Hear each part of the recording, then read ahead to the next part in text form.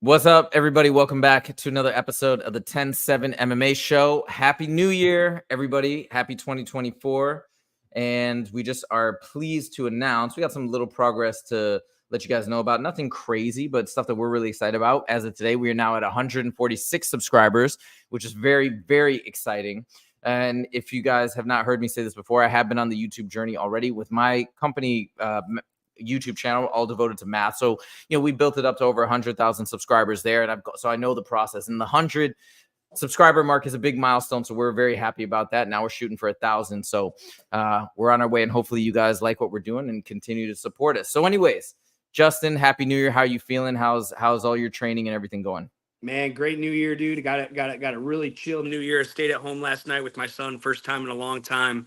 Me and him just basically kicked it for the whole night. Showed up at the gym this morning, started our day at 10 a.m., got my rounds in. Ben came in, got to work with guys like Jordan Levitt, one of my favorite love Jordan fighters Levitt right now. So, Jordan was helping my son Ben. And it was really cool to watch such a high level guy, take time out of his day to help a high school athlete, man. What a class act. Do you know who Jordan's fighting next? I don't. Okay.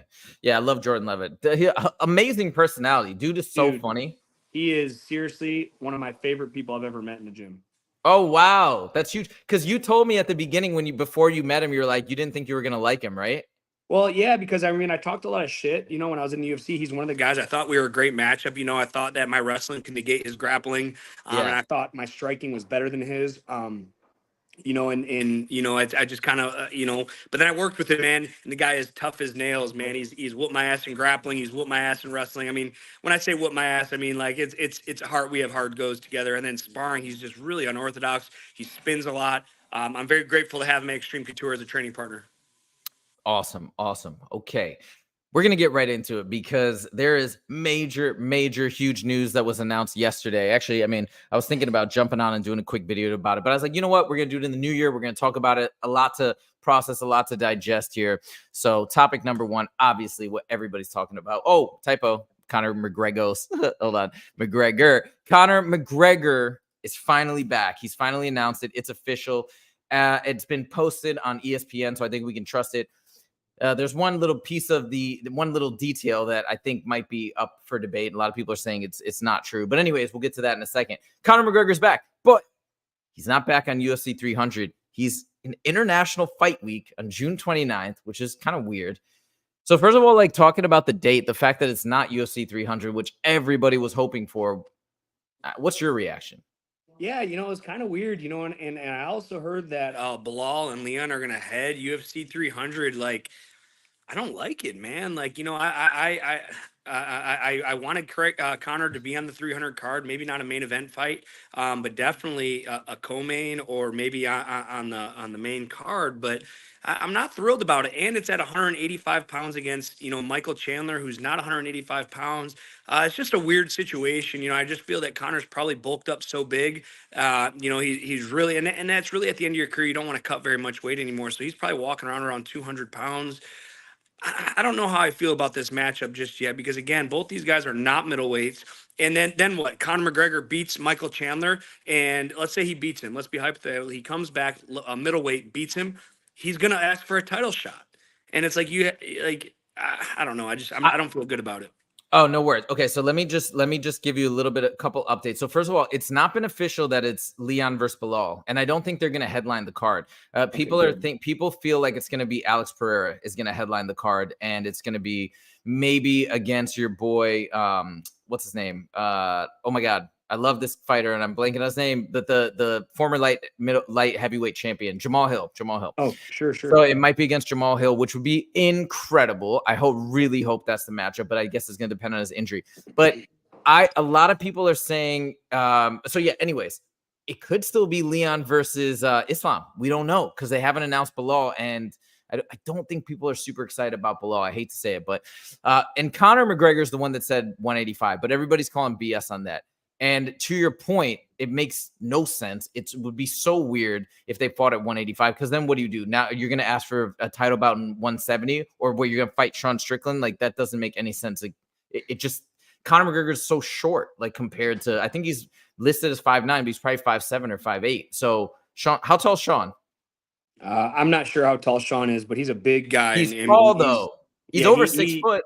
I would love to see Conor McGregor versus Sean Strickland. I think Sean would talk so much shit. That'd be an incredible fight, and Sean would just roll right through him. He'd walk right through his left hand and fucking just wear it if he could even make contact with it. I don't It understand wouldn't be these theatrics. I don't think it would be competitive though, no? No, I don't think it would be either. Like I said, I think Sean's just too big, too aggressive. He's going to be in his face. Conor McGregor has gas tank issues. Sean Yeah. Strickland does not. Oh yeah, definitely I think different. this is just a circus. He wants to get Michael Chandler, beat him at middleweight, and then demand a title shot. I think that's what's going to happen. I think they're gonna. I think he's saying it, but I think they're gonna end up fighting at welterweight. I hope so, because otherwise the whole thing is just becoming silly. It's becoming ridiculous. Now, when I heard the news that it was on June 29th, I was so disappointed. Yeah. And it doesn't even matter. Like, if I wouldn't have thought that he was supposed to be on UFC 300, I would have been fine with it. But I think I was anticipating his return at UFC 300. It was going to be this massive event. Still going to be massive, but it is a bit of a letdown. But Yeah. It is what it is, and I'm excited to see it happen. I think it's great that it is Chandler. I know we were talking about Nate Diaz. I maybe would have been a bit more excited to see that, but I think this is going to be great. It's what they promised Chandler. So hey, we're off to the races. Do you have a pick? Are you leaning one way or the other now after this announcement? I mean, considering that McGregor has lost like 5 fights in a row, 4 or 5 fights in a row, he's coming back from a brutal leg injury. I mean, he's had a layoff. You know, Michael Chandler, had that brutal knockout against Tony Ferguson. He had fight of the year to me against Justin Hold on. Gaethje. I'm sorry, Cosmo. No, he's biting the cable. Cosmo, bad boy. Sorry, I can't have him chew cables. No. Sorry, keep going. Keep going. Yeah, no worries. I just think that it's Michael Chandler's time, man. It's his time for a red panty night, and but I thought the same thing with Eddie Alvarez, man. I've lost so much money betting against Conor McGregor. It's really hard for me to bet against him anymore.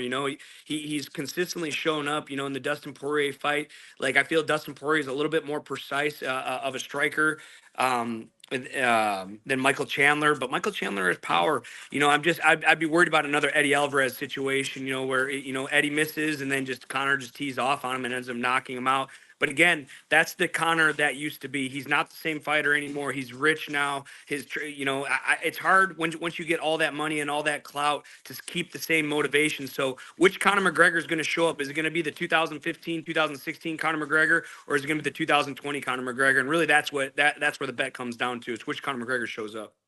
Okay, I'm going to make a prediction based on my heart, because as much as I love Michael Chandler, I don't want to see the Conor McGregor story end that way, because I don't know what's next if he loses to Chandler. It's going to be really anticlimactic, and I'd love to at least see him get one more title shot, even if he loses. So I got to pick Conor, because that's the UFC fan in me, and it would be incredible. And just imagine, even if he gets to a title shot against Leon or against Islam, imagine that. So that's what I'm hoping for. I'm hoping he gets it done. Let's see what happens. Can't wait for June 29th, which was UFC 300, but it is what it is. All right, now let's get a little bit nostalgic here.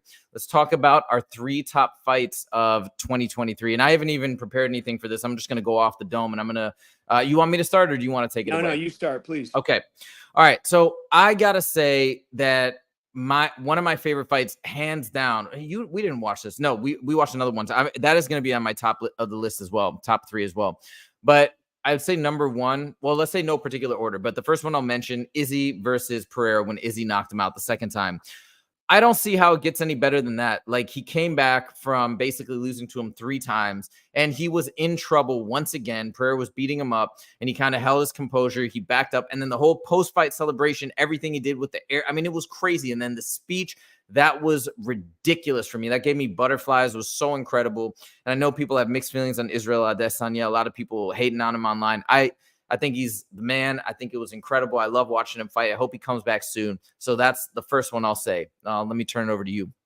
I'm going to have to go back to Israel Adesanya versus Sean Strickland, man. I'm going to go to my teammate. He defied all odds. He was a huge underdog. Nobody thought he could do it. He walks in there. He walks Izzy down. He didn't grapple. He didn't wrestle. He beat Izzy as his own game. That was probably my favorite fight of the year, just because of a teammate. I'm emotionally involved with Sean Strickland when he fights, because, again, he's my teammate. So to see him go in there, implement his game plan, which again, I guess his game plan was to strike with him the whole time, but nobody thought that. I didn't think that. I'm sure you didn't think that. But to go in there and beat Izzy Adesanya at his own game was just incredible to me. Yeah, that's going to be one of my 3 as well. I'll mention that. That's going to be the third one I was going to mention. All right. So the second one, I don't think a lot of people are going to agree with me on this at all because it was very short and there were so many incredible fights this year. Islam versus Volk. We had that crazy victory of Sugar Sean O'Malley that blew everybody away. Leon Edwards, incredible. Okay. So I know people are going to get mad or will disagree with me.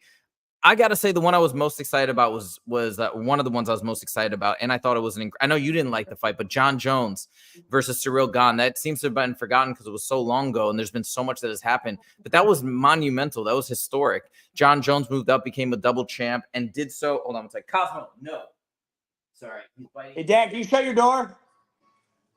I'm just gonna hold him for a second. But yeah, so like to me, I was so excited for that fight, and it's one of those things where when it's like that type of legacy is on the line and you're basically, the fighter's on his way out, right? John Jones is right around the corner of retiring, and to see him go in and to now be undefeated and already considered the GOAT and then move up and get double champ status, there was just so much on the line. A lot of people were picking Cyril Gane.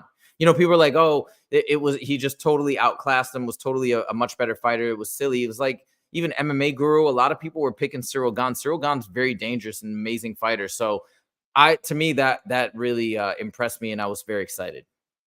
Yeah, to mention it, I really expected a better fight. I know John Jones is awesome, but at that level, I mean, we're talking about a game of inches. Basically, what the fight looks like is John Jones is 10 feet in front of Cyril Gane, and I mean, he finished him so fast it was almost embarrassing. But at that level, when you're fighting, the best of the best in the world, fights shouldn't get rolled through like that. I was really disappointed with the fight. It was very anticlimactic for me. I didn't really care who won the fight. John Jones is great, man. He's one of the greatest of all time. But again, for Cyril Gane to go out like that in like 2 minutes it just was kind of pathetic. No, I get you. What's your number 2 fighter? Next one. This is one that, isn't going to get talked about a lot. But again, I'm going to go back because I'm emotionally involved. My team captain, Brad Tavares versus Chris Weidman. Chris Weidman with that nasty leg break. And this isn't to suck up to Brad or anything. But let's talk about Chris Weidman. He's coming back from that nasty injury, that nasty leg break. Brad Tavares tore his leg apart, dude. I think he rebroke. I think I talked to Brad about. Yeah, he did. Yeah, I mean, he tore his leg apart. I talked to Brad. I mean, Chris Weidman took an ass whooping, and the heart and determination he displayed to not get put away in that fight was just incredible. Even Brad was looking at the referee when Chris is limping around, like pointing at him, like, stop this fight. Like, I'm going to injure this guy permanently. Chris had no intention of stopping the fight, even though he was brutally injured. His corner had no intention. There's nothing I like more than to see a guy, a true vet, a ex-UFC champion, to go out like that. He put it all on the line, man. And as we're getting older, it's just something I really respect from Chris Weidman to take that. And, through the whole fight, I mean, he got his ass whipped the whole fight, but he just kept coming back. And to me, that's what a real champion is. I know he didn't win the fight, but I was just so incredible to watch Chris Weidman to battle through all that adversity and persevere through that ass whooping and make it to the end. All right, awesome, amazing, cool pick. I think that's a unique one, and that's a really cool perspective. All right, I'll give you my number 3. It's going to be the same as your first one that you mentioned. And we were texting back and forth, you, me, and Jesse, the day of the fight, and nobody was picking Sean, right? Yep. Like, or not nobody, but not a lot of people. But I think people did think that the way he was going to win was, using grappling and wrestling, yep, and kind of going that route, and he didn't. And it was like, I was almost in a bit of disbelief because I remember I watched it at a bar, this one MMA bar in LA. There's a lot of people. And I remember there were a lot of actually hardcore MMA fans there. A lot of people were saying that Sean Strickland, I didn't know this, but I do believe this has been verified, that he's like the greatest defensive striker of all time. It's something like that. If you look at the strikes absorbed and whatnot, like he's an amazing defensive striker. And you sort of like, and because me and you are boys, I was like really, really rooting for Sean. Sure. And I mean, I was a fan of Sean before you and me became friends anyways, but like, I really wanted Sean to win. I felt invested in that outcome. And it was almost like, I don't know if you felt like this, but I was almost scared watching it because the way he was going about it, it just felt dangerous. But then he just kept dominating and dominating. It was bizarre. And everybody, he's got a big fan base, but everybody in the bar was rooting for Sean Strickland. It was so cool. So maybe it was a combination of the atmosphere. Plus, I mean, it was an incredible feat, short notice. Think about that. Oh, by the way, you know, so many people have called Sean Strickland the fighter of the year beyond the other. Okay, you know how I love MMA Guru, right? I always talk about him. He put Sean as his top fighter of the year. And he made some really good points, by the way, why he should be fighter of the year over Alex Pereira. Because I think some people were saying Alex Pereira could clinch it. But if you think about it, Jared Cannonier, most people think Sean Strickland actually won that fight, right? Do you agree? Yes, I agree. So he had that fight. Let's say that's probably a win. Then he took that short notice fight against I can't remember over the summer, but that he took a short notice fight and he dominated that dude. I'll look it up as I'm talking about it. He took that, and then again he took Izzy short notice and dominated. This is crazy. And then he became champ. I mean, you can't. I think there's no argument when you think about all of those together as fighter of the year. But anyways, I digress. Regardless of that fight against Izzy was unbelievable. And I do think it's great that, because he almost had him done in the first round, I think, with that barrage of punches. I think it actually worked out better that he didn't finish him, and he showed that he could just hang with him and dominate him continuously. Yeah, dude, I agree with you, man. And that's the thing, when you stick it to somebody like Izzy for 5 rounds straight, you're absolutely right. If he knocks him out in the first round, everyone's calling fluke, and they're gonna have to have an immediate rematch and all this Yep. bullshit. But he didn't beat him in the first round. He beat him in the first round. He beat him in the second round. He beat him in the third, fourth, fifth. Crazy. There was no argument that Sean Strickland lost that fight. I think he's the fighter of the year, and knowing his backstory and knowing how hard he works, it's hard to say otherwise. Yeah, and by the way, it was Magomedov. That's who he fought in July 1st. Sorry, not June, July 1st. But I remember that. I was in Mexico at the time, and I watched that fight, and it was awesome. So there you go. What's your third fight? Third fight of the year. I'm going to go back to the first one you talked about, Islam versus Volk, #1. Like, we're talking about the two best pound for pound fighters in the world at two different weight classes. Volkanovski, a complete savage, going up to lightweight to fight the #1 pound for pound at all weight classes. Like, how can you not? I mean, that was just an incredible fight. Regardless of the second fight, the first fight was just so off the chain. There was just so many going back and forth. I thought the judges got it right. I thought Islam won the fight. But man, that fifth round, that fourth round, when Volk started coming to his own, you could really see the pace he started putting on Islam in the fourth round. Man, it was just exciting to watch. I know a lot of people thought that Volk won the fight because of the fifth round, but unfortunately, it's scored round to round, and he definitely won that fifth round. But I don't think he won the fight. But it was just an incredible fight for all of us. It was a phenomenal fight. A really, really great fight. Okay, but I do still maintain that Islam looked really slow and off that night. I don't know if people are starting to agree with me on that or not, but it was still an amazing fight. And Volkanovski's a legend, and he's coming back against Ilia Topuria. And we're going to talk about that in a second, because now we're moving on to a really, why does this keep happening? I changed the title and I must not be hitting save. Now we're going to talk about a really fun topic. Here we go.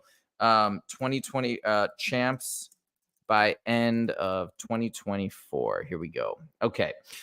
So what I'm going to do is I'm going to pull up the rankings, and we're just going to kind of go through by division. Sure. And we're going to see if we're right or who's right by the end of the year on all these picks. So let's check it out. Okay. So starting off in the flyweight division, who do you see as being champ by the end of 2024? Do you feel like Pantoja will stay on top, or do you choose somebody else? It's hard for me to make a good prediction here because I don't really follow the flyweights. But I've trained with Brandon Moreno, dude, and again, another guy that just works his ass off. I'm hoping that Brandon Moreno can get back in championship status and achieve the belt. The guy, again, he's a workhorse. He's a fucking family guy. It's hard to root against a guy like him just because he's such a great person outside of the cage. I want to see the best for Brandon Moreno, and I want to see him become the champ again. Okay, amazing pick. I think that's a very logical pick. I'm going to go again, pick a little bit with my heart. There's a guy that you might not have too much familiarity with, but he is awesome on the mic. He's a great fighter. He was supposed to fight Kai Kara France, but Kai Kara France pulled out. But he's on his way up in the ranking. I'm going to say by the end of 2024, and I'm going to send you some footage on this guy. He is hilarious. And English is like his fourth language, but he still talks mad smack in English. I'm going to go with Manel Kape for my 2024 end of year champ. Let's see what happens. But yeah, Brandon Moreno, I think it's a great pick. Okay. Bantamweight. This is probably the craziest division of all of them right now. Who do you see at the end? I see Merab taking it, man. His relentless pace, his relentless takedowns. Sean O'Malley is incredible. But again, once you become that champ, it's hard to keep that motivation. It's hard to keep that training up. Marab's pace is going to be different than Aljamain's. Marab's pace is going to be different than Peter Yan. He's going to be in his face, takedown, takedown, takedown. Now, he is susceptible to getting knocked out from Sean, overcommitting. But again, he hasn't been knocked out yet. What's Marab's record? Has he even lost a fight yet? Let me double I, I'm check. I'm sure he has, but regardless, his takedowns. I mean, he had like 20 takedowns against Peter Yan, who, man, at one time I thought was unbeatable. I think Marab's the next big thing in the bantamweight division. Okay, I'm gonna check real quick, and I totally agree with you in everything. But I'm gonna throw out a different theory in 1 second. So, holy smokes, Marab's won 1, 2, 3, 4, 5, 6, 7, 8. He's won 9 in a row. That's Well, insane. I mean, keep in mind, Aljamain is his friend and his training partner. So, I mean, he said he doesn't want to fight Aljamain for the title. So, Yeah. I mean, he just keep racking up these wins and just to go to show what kind of guy he is. His friend is the champ. He's like, fuck it, you be the champ, and I'll just keep beating everybody up until you're done. Aljamain's going up a weight class. It's time for Marab to shine. Okay. Now, if Marab gets the fight, I 100% agree with you. I'm going to throw out a different theory based on what I think the UFC is going to do. Again, this is just a guess, but here's the thing. So right now, Sean, he's fighting number 6, Marlon Vera. I think he's going to win. I think Sean's going to win that fight. I don't think who knows? Let's see what happens. But I have a feeling they're going to go with a different fight. And I'm thinking they're going to match him up against Corey Sandhagen, because I think that's going to be a really fun fight for the fans. Sure. And I think Sandhagen's going to get it. Really? I think Sandhagen's going to beat Sean O'Malley. What are your thoughts? That's a great underdog story. I mean, the money is going to be obviously for the champ right now. His striking is so crisp and clean. Shit, I've lost so much money betting against Sean O'Malley. I can't see anybody out striking him. But hey, you never know, man. I mean, Corey Sandhagen, what an incredible striker. That nasty knockout he had over Frankie Edgar. I mean, this guy's the real deal, and he definitely has the potential to become the champ. All right, there we have it. All right, so we've got our bantamweight predictions. Now let's move on to featherweight. Who do you got? The featherweight. Let me take a look here. Man, if Volkanovski can get by, Taporia, I don't think anybody's gonna have an answer for him, man. I mean, I look at this list. Yair's tough. I mean, all these guys are tough. Arnold Allen, Brian Ortega, but they're not Alexander Volkanovski. I want to see this guy reign as the champion all through 2024. I want to see him get 3, 4 title defenses in to really solidify himself as one of the best featherweights of all time. I mean, his pace. And here's the thing: he's a young fighter too. He's still learning. He's still growing. And, coming back from a loss from Islam, he's going to be in shape. He's going to be ready to go. His technique's going to be sharper. The guy's still growing as a fighter, and he's still an incredible champion. I have Alexander ruling the division through 2024. Okay. I'm going to go with a different perspective, and I could see that happening. Alexander Volkanovski is amazing. Big fan. I'm going Ilia Topuria. I think he's going to win. I think that's a strong bet. And the reason I think that's a great look is because he's coming off, that big knockout loss. How is his head going to be? If he can get by Ilya, I think he runs the division. But Ilya is going to be my very, very close second. I mean, this next fight for Alex is going to show a lot what 2024 is going to bring. But I want my guy to remain the champ. So Ilya is so good, and he's young. And, I love his confidence. I've listened to a lot of his interviews. I love the guy. He's hilarious. He's so confident, and I feel like it's really authentic confidence. And if you listen to his girlfriend is like amazing, by the way. She's beautiful. But anyways, so his girlfriend, when she talks, even Ariel Helwani was like, so do you get nervous when he goes and has fights? She's like, no, I just feel bad for the guy he's fighting. And Ariel's last like, wow, you really got his back. And Ilya was like, she's like my ride or die. And he's like, but that's like how everybody in my family is. So I feel like the way he explains it, he's just got this incredible support system that wholeheartedly believes in him. And it makes sense because he is vicious. Like, I remember the first time when he got into that spat with what's it called, with Paddy Pimblett, where they had the hand sanitizer bottle and he threw it at him. Yeah. That fight, I think that was the first time. I can't remember who Ilya fought, but he dominated the dude. And that was right when everybody was saying, okay, now you got to really watch out for this guy. Then he smokes Bryce Mitchell, and he, kind of keeps moving up. He is just terrifying and amazing, and he's just so athletic. So I'm gonna go with Ilia Topuria. I think he's gonna win. Sad to say for Volk, but I think he's gonna win. I think he's gonna stay on top for a long time. He's what, 27, 28? He's Oh wow, crazy he's young. really young. Um, I really would have liked to see Ilya fight like Max Holloway, like a former champ. I mean, he's skipping a lot of guys here. He's ranked yeah, number 5. I think he's an incredible fighter. You're absolutely right. But I think the UFC is saving his brain. You put him up against someone like Max Holloway. Even if he wins, he's gonna take damage. I think they're yeah. throwing him right in there to become the champ. Again, I'm gonna reiterate. I would have liked to see him fight another great striker like Max or Yair first. But I mean, he's a class act, and I'm excited for this fight as well. 26. I just looked it up. He's 26. Wow, that's Imagine if crazy. we got a 26-year-old champ. Like, I love that. I love that when champs are young and they can dominate and have a long reign. So, very exciting. Okay. Oh, by the way, this is another guy in the flyweight division you should check out, Muhammad Makayev. I don't think it's his time yet. I think 2025 he'll see a title fight, but a little too early yet. All right, now we move on to lightweight, one of the craziest divisions ever. Go for it. Who's your pick? I mean, you can't go against Islam. He's the best pound for pound fighter in all the divisions. Unfortunately, I just don't see where he can lose. You look at someone like Dustin Poirier, who just got viciously knocked out. You got Justin Gaethje. I thought Justin Gaethje was going to be the guy to take it to Habib, and look how that fight turned out. I feel it'd be the same. They say he fights just like Habib, but he's better in every aspect. He's a better striker. He's stronger. He's heavier on top, which is hard to believe that he's heavier on top. But I don't see anybody dethroning Islam right now.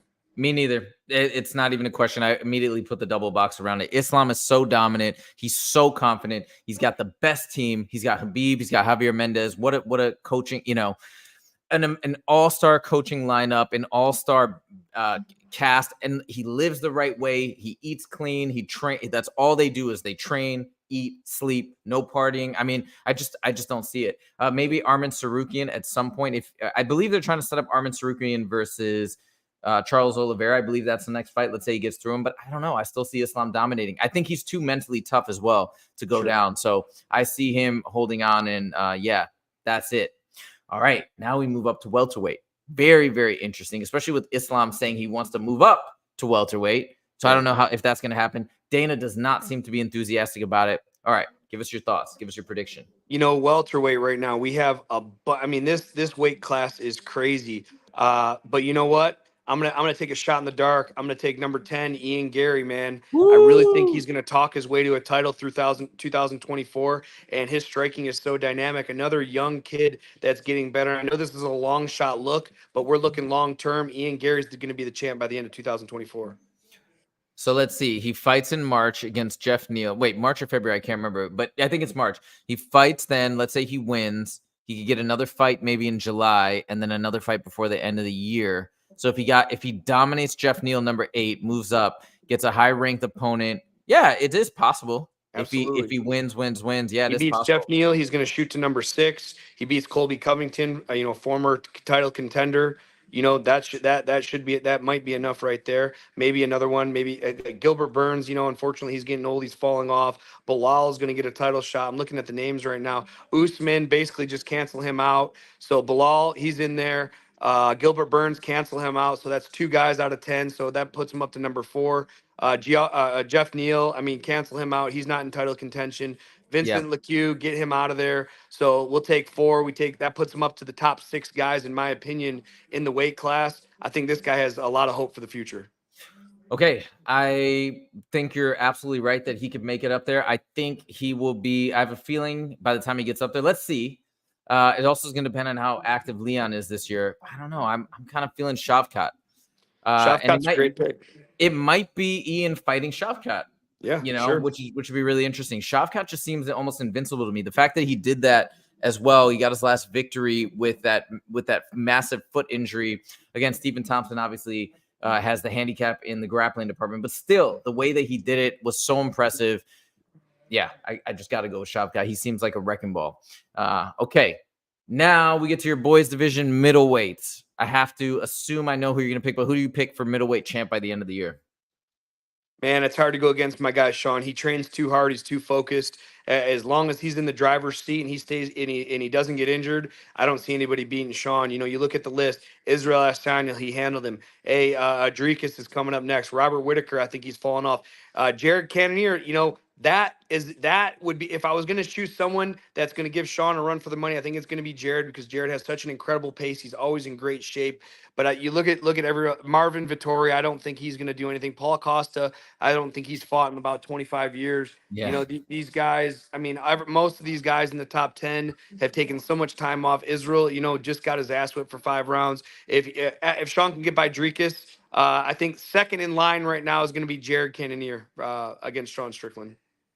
Okay, so there's only, man, I'm such a fan of Sean Strickland, but there's only one guy and one guy only in this division that I could see going up there and giving him a good fight and potentially winning. I hate to say it, but I'm gonna go with a different guy because this is probably my favorite fighter in the UFC right now, just maybe a notch above Sean.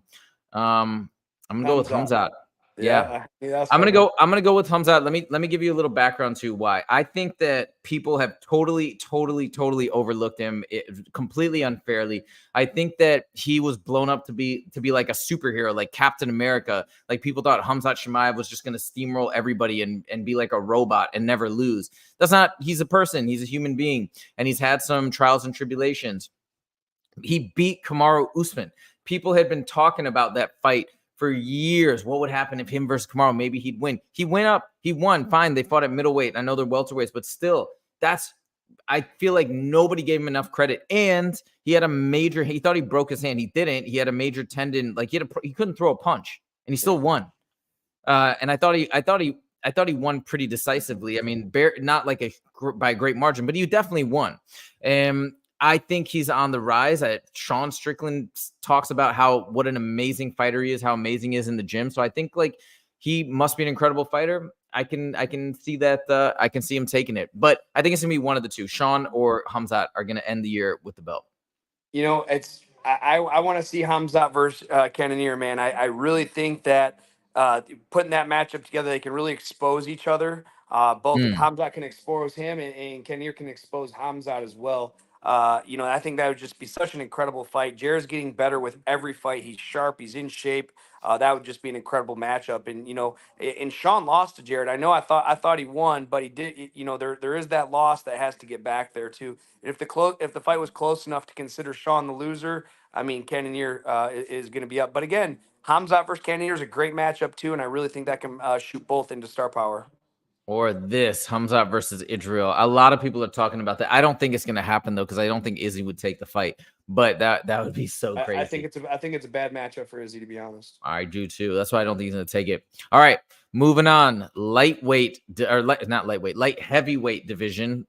Very, very interesting division. Who do you got end of the year? Ooh, man, I think my man Jamal Hill is going to come back from his injury, and he is going to handle this weight class. Jamal is so smart and so athletic. You see him put, another Michigan guy. Me and Jamal come from the same area. We came from the same shows on the regional show. I know Jamal really well. We've done some podcasts together. He gave me a shout out on the Joe Rogan podcast. This guy, when it comes to fighting, he is so smart and he is so sharp. I mean, when he shows up and he puts people away. I'm gonna go with your pick. I'm gonna go with Jamal Hill. I'm gonna second that. I think he doesn't get enough credit for how incredible he is and what an amazing performance he put on to get the belt. He's gonna heal up. I think he's gonna have an advantage against Alex Pereira, and it kind of sucks because I love Alex Pereira and I love his story. But Alex Pereira is talking about moving up to, I think he's talking about moving up to heavyweight and trying to become a triple champ. So maybe he loses to Jamal Hill, but he moves up and does this thing up there. Let's see. I think that would be an unbelievable story if that happened. But yeah, I'm feeling Jamal Hill. I'm feeling he comes back strong. Maybe a UFC 300. Wouldn't that be incredible? Reclaims the title, gets one more defense in before the end of the year. So yeah, man. And then maybe he'll go on Ariel's show and do an interview because they got beef. That'd be incredible. I'm still hoping Ariel interviews Dana White for UFC 300. Wouldn't that be unbelievable if they organize that? Whew, they get like 10 million views. All right, now we go to the big boys, heavyweight. Oh wait, what am I doing? I'm not even gonna circle John Jones. All right, who do you think? Who do you got by the end of the year? But I think John's going to be done by the end of the year. I think he should retire. Yeah. So I do think this weight class is up for grabs right now. Stipe's too old. Sergey, I'm not really. Cyril Gain, man, I am off the Cyril fan. Like I'm off that bandwagon. I don't think he's ever going to be anything. But We're talking about a guy named Tom Aspinall, who has Yeah. caught me off guard over and over and over. He gets on the mic, he calls out John Jones. John Jones throws back at him. And you know what? It was really cool to watch Tom say, you know what, John, you're fucking right. I shouldn't have been talking shit to you. You're the man. But I think it's Tom's time right now. You know, whether he faces John to take the title or he gets a vacant title, I think Tom Aspinall by the end of 2024 is going to be the champion. It's no question. There's no debate. He's too good. He's too well rounded. He's insane. He was coming off some sort of a back injury when he fought Sergey Pavlovich on short notice and won in the first round. I mean, insane. His striking power is insane. He's the new era mixed martial artist. The complete package. And yeah, I agree with you. I think John Jones is going to fight Stipe and he's going to retire. And I still want to see the Stipe fight. No, a lot of people don't. I don't get it. I love seeing legacy being solidified. I want to see him go out on a win. I don't want to. I don't know. That's just me. I don't really care to see. I don't want to see him go against Tom Aspinall and lose. Not saying he would, but I don't want to see that. I want to see him go out on an amazing win against the legend and ride off into the sunset as he deserves. But anyways, I digress. And we're going to stop at the men. So those are our picks. Let's do this. Get rid of that screen share and let's move on to the final topic for today. So glad we got to do the show on New Year's Day. Great way to start off the new year. All right. Finally, we get to your boy, Sean Strickland. His fight is coming up January. Is it 17th? I want to say. UFC 297. Let me just double check. It is, no, what am I saying? January 20th. Sorry. I think it's January 20th or January 15th. Yeah, January 20th. So there it is, January 20th. And I think Sean's already out in Canada because I saw some footage of him today, like walking around with George St. Pierre. So I think they already went down to Toronto, maybe to acclimate ahead of time. But yeah, I just want to get your thoughts. You train with him. I know you've been working with him a little bit in the gym, just as part of the team. How's his training camp going? Dude, it's Sean Strickland has perfect training camps every time. This guy's a freaking animal. I was in this morning. I didn't see him this morning. I was actually wondering why he wasn't there. So that makes sense. He's not in town. But this guy is a gym rat. He never leaves the gym. That's his home. He's probably at the gym more hours than he is actually at home watching TV. They're at home relaxing. It's crazy. Even when he's not training, he's trying. Like, dude, I was sparring the other day. That's why I got my black eye. And he fucking walks over and starts cornering me in the middle of my round. And it was the best advice I ever got. You know, I think I said it last week on our show. He's just, Justin, stop being a bitch. Be a fucking man. Get over there and punch this motherfucker in the face. And I was like, oh shit, I know how to do that. And this guy's just an incredible teammate. His training camp has been incredible. He's had no injuries. The guy's in shape. He's ready to go. And still 32, right in the middle of his prime as well. Just, yeah, I don't know. I gotta believe he's gonna get it done against Duplessis. I think Duplessis is great too. It's funny. I actually gave Duplessis no chance against Robert Whitaker. I think most people didn't. And then he's very impressive. But yeah, I think Sean's got him. I think Sean's gonna get him. Dricus is, like I said a couple weeks ago on our show, he finds ways to win, man. Like every time I watch him fight, it's like, all right, he's just about done. He looks gassed. He's slowing down. And then he just hits second gear, has a reserve tank, and he's just kind of a goofy dude, man. I think it's a great matchup, style matchup. Sean is very straightforward. He's going to be in that Philly shell, working his Western Mass climber. Strickland keeps his, exactly. Strickland keeps it simple. He rocked Izzy with the most basic combo in MMA, just a jab cross. I rewatched the knockdown just the other day. He just steps in with a jab. Izzy goes for a counter hook, bang, hits him with the cross. Western Mass climber set it perfect. He keeps it simple. Dricus is unpredictable, though, man. And sometimes those guys, like when I was wrestling in high school, sometimes you get an athlete that doesn't really know how to wrestle, but he's really strong and he's fast. Those guys are harder to wrestle than a technical guy because when you're wrestling a technical guy, you know what to expect. Jab, cross, hook. Or in wrestling, it's, shot, double leg. You get these goofy guys like a Jordan Levitt. When I'm wrestling with Jordan Levitt, like, I don't know what he's going to do. I shoot a double leg on him. He has these crazy, weird, awkward defenses. He has these crazy, weird shit. So it can really throw a technical fighter off when they're fighting someone that's not as technical as themselves. Yeah.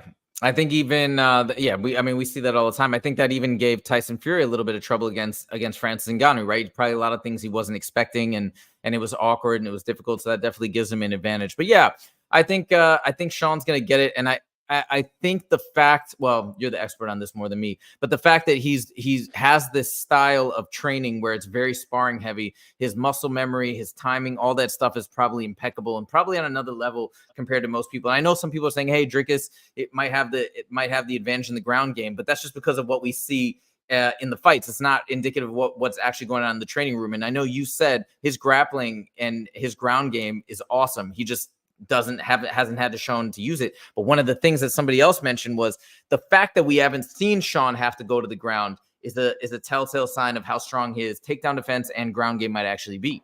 You agree with that? Absolutely, and a lot of people don't know this. Sean is a black belt in gi jiu-jitsu. Yes, I knew that. Yeah, a lot of people don't. So for people watching, Sean is a black belt. He's a ranked black belt. Actually, Sean took his black belt and threw it in the trash because he goes, you know what, this he did. There's a video on it. Like he's like, I don't need this shit. Like this is just to hold my pants up or something like that. He was saying he took his black belt and he threw it in the fucking trash. Like it's not, like nobody does that. Like this is a huge accolade. You know, being a black belt in jiu-jitsu, and he couldn't care less about it. And you know, Sean is just that's the way he is, man. He's an incredible grappler, he's an incredible wrestler, he's an incredible fighter, man. 2023 fighter of the year in my opinion, and still after this fight. Yeah, he also said at the last press conference with Dricus du Plessis right before 296 that he doesn't care about the belt, like the belt that he has. It's like, I don't care. I just want to go in and fight and do my thing. What a great mentality and mindset, right? To actually just love fighting so much that that's your end game, is just to go in there and scrap versus go in there with some outcome in mind. And that's what we always say in business, right? You want to be process oriented, not outcome oriented. But I imagine that's got to be so difficult with fighting, because fighting is scary, man. And that's why I love the sport so much, because you guys are all doing things that I'm too scared to do, but like really admire. So I have to believe that mindset gives him so much power going forward, especially now being the champ, being, you know, guys coming to him, wanting to fight him, calling him out. I have to believe that mindset goes in his favor. So, yeah. Oh, look, this is true. Western Max Sniper said Sean put duct tape on his UFC belt. I saw that video. Yeah, here's the thing, guys. I'll be honest with you, and a lot of fighters lie. All right, I'm just going to be frank about this. A lot of fighters are like, "Oh, I like to get hit." You know, I've heard somebody, "Oh, I like to get hit." Let me tell you this. Then why do you fucking fight with your hands up? You're fucking lying. Or, let me tell you this. Mads Burnell, Bellator, high-ranked guy in Bellator. I think he's in the top 3 in Bellator and now one of the best fighters in Extreme Couture, from Denmark. I've had emotional conversation with him how afraid he is going into fights, and I feel it too. So when you got most fighters, Sean's putting on this show. That's one of the only motherfuckers I really believe that isn't afraid to fight anybody in the world. Me, dude, every time I'm fighting, whether I'm fighting Josefa Kapadia or I'm fighting John Jones, I'm terrified to wonder, on outcome. Sean, I don't think he really cares. He's not lying. I think he just genuinely loves to fight that much, and he loves figuring out the puzzle pieces. So when you hear all these guys, talk about how they're not afraid, most of them are, but Sean Strickland definitely is not. I think there's only one other guy that I can think of that is like the same mentality as Sean, and that's Hamzat. That's why I thought that for a long time, and I think he actually did, but I think he was exposed by Gilbert Burns. He finally was taken into deep water, and although he won that fight, he took so much time off after that fight, maybe to get his head right. Maybe he thinks in his head like, "Fuck, maybe I'm not as good as I realized." Like, "Fuck, this is a welterweight. I'm going to middleweight." And Gilbert Burns, if you could remember before the fight, he goes up to Gilbert and he looks at him. He goes, "Hey, bro, you're small." And Gilbert, he won the fight. It wasn't even, it was close, but he won the fight for sure. Yeah. But I think he exposed the mentality as, fuck, maybe I'm not as good as I am. And, that's why he took so much time off. Why didn't he fight again? How long did he take off since he fought Gilbert Burns? Over a year, but I don't know if that was his fault. I think because he's such a high value fighter, it's difficult to find a matchup for him, and it's difficult to, I think that the negotiations are, that's my feeling. I could be wrong. I'm not sure. I just saw his face in that fight in between rounds, and he looked defeated mentally. He looked like he'd never been in that spot before. He was in deep water. Gilbert Burns kept pouring it on. Again, Hamzat definitely won the fight, but what an incredible fight. Was that this past year? Was that 2023 or 22? Against Gilbert? Yeah. Let me double check. I think it's 2022. I think so as well. Let me double check. Yeah, April 9th, 2022. Yeah. Yeah, what an incredible fight that was. Yeah. His next fight after that was, I think, Kevin Holland, and then after that it was this last one with Kamaru Usman. Think about that. Like, you fight Gilbert Burns, who's smaller than you, holds his own against you for 5 rounds, and then you go against someone like Kevin Holland. Like obviously, UFC was giving him a 2-month fight because Kevin Holland's the best matchup that you could ever give Hamza. Like just take him down and go beat him up, and that's what he did. So uh, Kamara, yeah, I think Kamara was a little bit past his time. I would have liked to see that fight a couple of years ago when I saw it. Kamara taking it on short notice. But again, he didn't put him away, and we're talking about an old guy that has knee injuries, former champ that can't hardly wrestle anymore because of his knee injuries. So I just really want to see Hamza fight someone really tough, and Sean Strickland, man, that's as tough as it gets. That will be as tough as it gets. I don't know, though. I feel like you're being a little harsh on Kamaru Usman. He's still really good. He's just not, maybe has lost a bit of a step, but like, I think he would still smoke most people. I don't know, but he's one of the greats, man. But you have to understand the mentality of once you get to the top of the mountain, you have nowhere else to look. The only way is down, and that's how it goes for 99% MMA fighters, excluding Habib and George St. Pierre, who retired at the top. Kamaru Usman's great. I've met the guy a bunch. Dude, he came into my kids class once and started wrestling around with the kids just out of nowhere, and I was like, wow, this guy's like a real cool dude, man. So I don't want to sound like I'm throwing shade at him, but at the end of the day, unfortunately, we do get old and we do have injuries. And once he was the champ and defended the belt so many times, I mean, what else is there? What is he fighting for? And now he's just fighting because he loves to fight, man. And I definitely think he lost a step, and I know he has some severe knee injuries. And I'm not, and I'm a Usman fan, man. I wish him the best. I want him the best. But on this show, we got to be honest and we got to be realistic, man. I just don't think he has champion status anymore.